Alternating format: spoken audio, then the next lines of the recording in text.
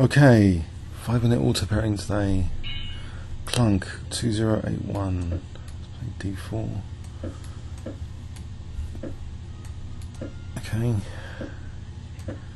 Czech Benoni. Try and exchange off these bishops, I think. I'll put bishop on h3. Try and get the light square weaknesses going.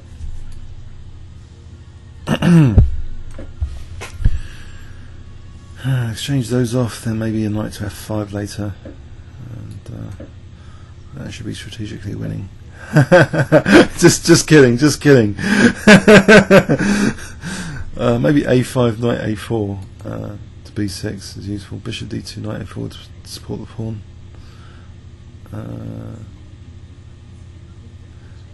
Bishop d2, knight a4. That queen b3 as well. Tie down b6. Okay, he's on that a5. Okay, I'll try and highlight b6. What am I going to do with this knight? To d3? Maybe later f4? I don't want to give up the e5 square. What about knight b6? Has it got any merit at all? Doesn't look like it.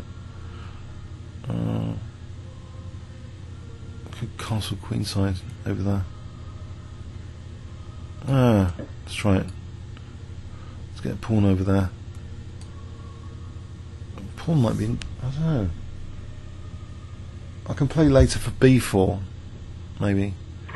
Maybe that's the point. If I play like holding onto that pawn, bishop a5, queen c3, b4. Oh, he's going to play knight d7 as well, so I'm getting completely tied down to the silly b6 pawn here. I could play knight a4 as well to play queen c3 to play b4. That's dual purpose actually, isn't it? Because it doesn't matter about losing that pawn, does it? Can I just castle queenside now? Should I take first? Take first. Let's isolate pawns here. This king e2 looks solid enough. So strange position. Okay, h3 is trying to get into f4.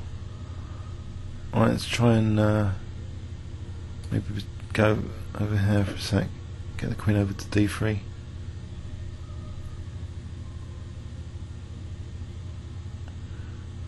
Do I need my rook? Maybe to prefer an f4. But I'm not really going to do that. That knight ready to come to e5. Okay. Giving him pass pawn, giving him f4, fine. What about knight d1 to e3 to f5 though? That f5 looks weak. Rook h3 blockades the pawn. Maybe rook h3 first. Then knight d1, e3 to f5. Okay, stop the pawn. Restrain, blockade, destroy. Nxb6. Knight d1, e3 to f5.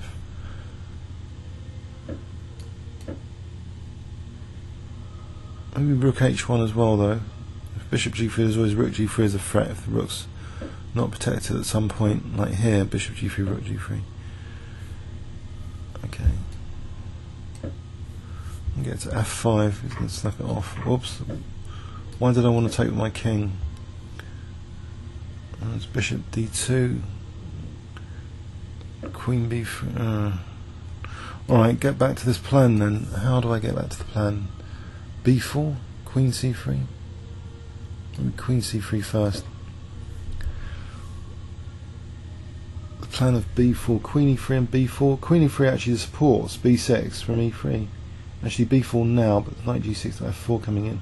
And bishop needs to be on d2. So maybe queen d3 here.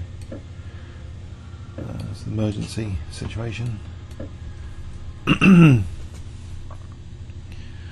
Right, let's delay that b4 plan. We'll let queen a3 b4.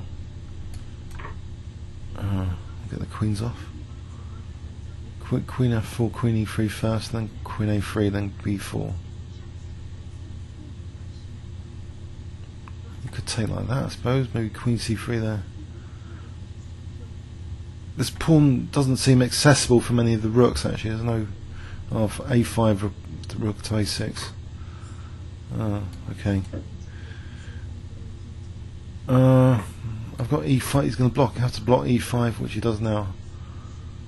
Can I play it now as a pawn sack? Get some fun at e4, e5. Takes the king, king d3.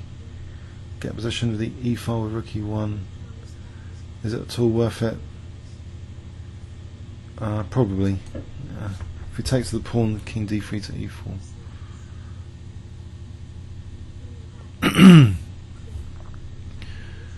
Get a rook possessing the e-file. Must be worth a pawn here for a blitz game, rather than the king just sitting on e5. So king e5, king d3, and king e4 here. And might be threatening g5 and king e5 maybe at some point. Okay, he's got f5 check. He protects e5 maybe. I've got potential d6 now. I'll play d6. Is he really going to round up that pawn? Maybe. Doesn't look to be in a position to do so. Rook d1, king d5, king e6, or king takes c5. So maybe rook d1 first. Rook d8. Yes, he can just double on that pawn. Okay, but he can't play rook c6 because of d7. So I think that was the wrong. Maybe that was the wrong reaction.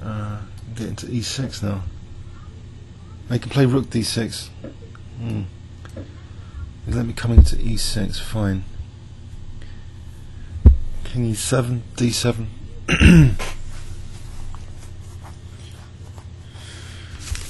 Yeah, interesting. Rook d8, king e7, king invasion from the d pawn. Kasparov, I think, said he had a beautiful game with a d pawn early in his career. D pawn's kind of dangerous, isn't it? Okay, get this pawn going. Now, I don't know, rook d6. Maybe rook d6. Just tie the opponent down. Get the other rook in. If rook f6, there's rook d7 though. And then king d7, I can take on h4. Get the rook on the 7th. Is there a better way of playing this? Rook over here.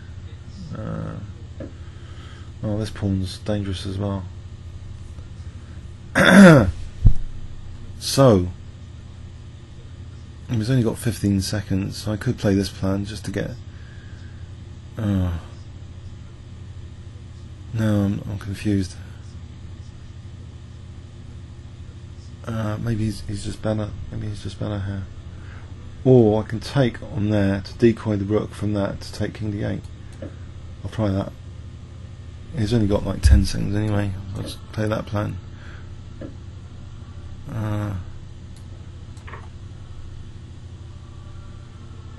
So the king's an aggressive piece.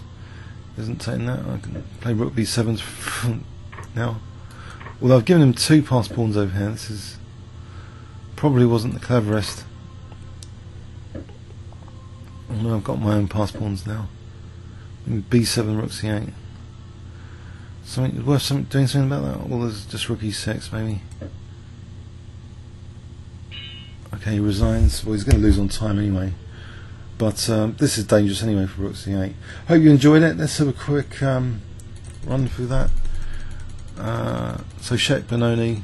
I was only taking the mickey. It's not that easy to get a position he won. I don't know. This b6 plan was a bit silly. It's only if it's followed up with b4 that it might actually do anything. So I don't know if you find any of this instructive. It was just that was an emergency manoeuvre back. That was dynamic pawn sack, which maybe otherwise king e5 is just sitting on the position. So maybe that's something to bear in mind. The possibility of sacking a pawn just to get more dynamic pieces than the opponent, but it did cause some issues in the game as the game shows. But okay, comments or questions on YouTube. Thanks very much.